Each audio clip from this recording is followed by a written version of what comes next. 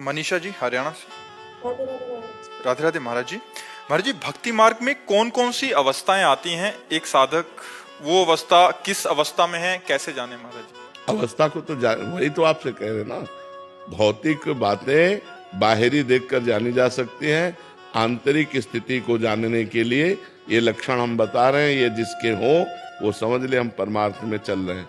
शांति रव्यर्थ कालत्वम, विरक्तिर्मान शून्यता, आशा बंधा समुत्कंठा, नाम गाने सदा रुचि, आसक्तिस्तद गुणाख्याने, प्रीतिस्तद वसति स्थले। अब इसकी व्याख्या करते। शांति, हमको कोई गाली दे, हमें कोई मारे, हमें कोई फर्क ना पड़े। पहला लक्षण। जब भगवान कपिल देव जी संत का लक्षण बताते हैं तो उसमें भगवान तितिक्षवा कारुणिका, पहला लक्षण तितिक्ष। तो इसमें शांति, इतनी बड़ी शांति तुम्हारे अंदर हो कि तुम्हारा अपमान हो, तुम्हें कोई मारे, तुम्हें कोई गाली दे, तुम्हारा हृदय उसके प्रति बुरा का करने का भाव न बना पावे, उसका मंगल सोचे कि भगवान इसको सद्बुद्धि दे, ये स्वस्थ रहे, इसको भगवान मंगल करे, कभी इसका मंगल ना हो। किसके प्रति? जो हमें मार रहा है, जो हमें गाली दे रहा है, जो हमारी निंदा कर रहा है, जो हमारा अपमान कर रहा है। शांति, इतनी बड़ी शांति होनी चाहिए, तब समझे कि हम भक्ति मार्ग में चल रहे हैं। अभी वो स्थिति को प्राप्त नहीं, स्थिति तो आगे वर्णन हो रही है। शांति अव्यर्थ कालत्वम, एक मिनट भी भगवान से अलग समय नहीं जाना चाहिए। तद विस्मरणेन परम व्याकुलते थी, भगवान का विस्मरण होते ही व्याकुलता पैदा हो जानी चाहिए। मैं कैसे भूल गया भगवान को? एक क्षण भी भगवान का चिंतन नहीं छूटना चाहिए। अगर छूट गया तो वो व्यर्थ समय चला गया। अव्यर्थ कालत्वम, व्यर्थ समय नहीं जाना चाहिए। ये अभी चलने की बात है। शांति अव्यर्थ कालत्वम, विरक्तिर, लोक परलोक के भोगों से वैराग्य, किसी के भी भोग भोगने की इच्छा नहीं। ये जो भक्ति का साधक है उसकी जो ऊंचाई होती है वो होती है विरक्तिर। और फिर मान शून्यता, अपने में कोई सद्गुण ना देखना, अपने को अधम और नीच मानना और दूसरे में सद्गुण देखना, स्वयं अमानी रहकर दूसरों को मान देना, दूसरों का सत्कार करना, लेकिन जब अपना मान हो तो दुख होना कि मैं इस योग्य नहीं हूं, मैं तो नीच हूं, मैं अधम हूं। अमानिना मान देना, कीर्तनीया सदा हरि, जो सदैव भगवान का चिंतन करते हुए अमानी रहता है, दूसरों को मान देता है, वो भक्त है।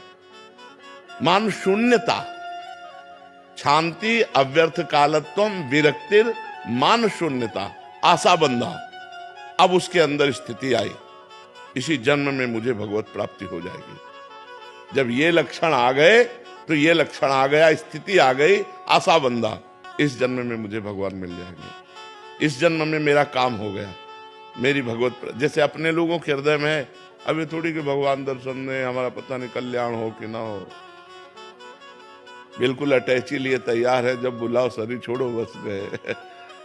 आशा बंधा, दृढ़ आशा हो जानी चाहिए कि इस जन्म में मेरा काम हो गया, क्योंकि शांति अव्यर्थ कालत्वम, विरक्ति, मान शून्यता, जब ये लक्षण आए तो एक महान स्थिति आ गई कि अब इस जन्म में मुझे भगवत साक्षात्कार हो जाएगा, मेरा काम हो गया। समुत्कंठा, हर समय एक आनंद, एक अद्भुत आनंद। जैसे हमसे पूछा किसी ने कि आपको कैसा आनंद लगता है, तो हम कहा पहली बात तो वाणी से बता ही नहीं सकते, क्योंकि किसी प्राकृतिक वस्तु के सुख को आप वाणी से नहीं बता सकते। जैसे आपको एक रसगुल्ला खवाया जाए, कैसा लगा? आप कहोगे मीठा। कैसा मीठा? बहुत मीठा। नहीं, बहुत मीठा कैसा? तो आप कहोगे खा के देख लो। इसके आगे आप नहीं वर्णन कर सकते। प्राकृतिक वस्तु के स्वाद को भी आप स्पष्ट वर्णन नहीं कर सकते, तो अप्राकृतिक भगवदानंद का आप वर्णन कैसे कर सकते हैं? तो हमने उदाहरण दिया कि जैसे नए लड़के को बहुत सुंदर लड़की जो बहुत अच्छी लगती हो और उससे ब्याह तय हो जाए तो उसको कैसा आनंद होगा? उससे करोड़ों गुना बढ़कर के हमारे हृदय में आनंद हर समय बना रहता है। इसीलिए किडनी फेल हमको दुख नहीं पहुंचा पाती। हर समय भगवद आनंद, समुत्कंठा, हर समय एक उत्कंठा भगवान से मिलन की, एक भगवान के चिंतन का अद्भुत आनंद।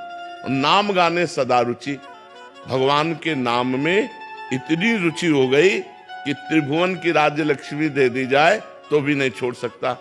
आसक्ति तद्गुणा ख्याने, जिसके पास बैठ गया भगवान की चर्चा शुरू हो गई, वो भगवान की चर्चा सुने और कहे बिना रह नहीं सकता।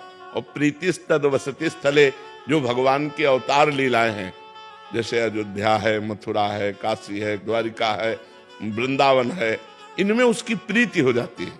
मेरे भगवान की नगरियां हैं, मेरे भगवान के धाम, पवित्र स्थानों में उसकी आसक्ति हो जाती है। बार बार जाना, दर्शन करना, रहने की इच्छा करना, ये पवित्र भाव उसके अंदर जागृत हो जाते हैं। यदि ऐसे भाव आ जाए तो जान ले भक्ति संपूर्ण अपना रंग जमा चुकी है। किसका प्रश्न था? समझ में आई बात?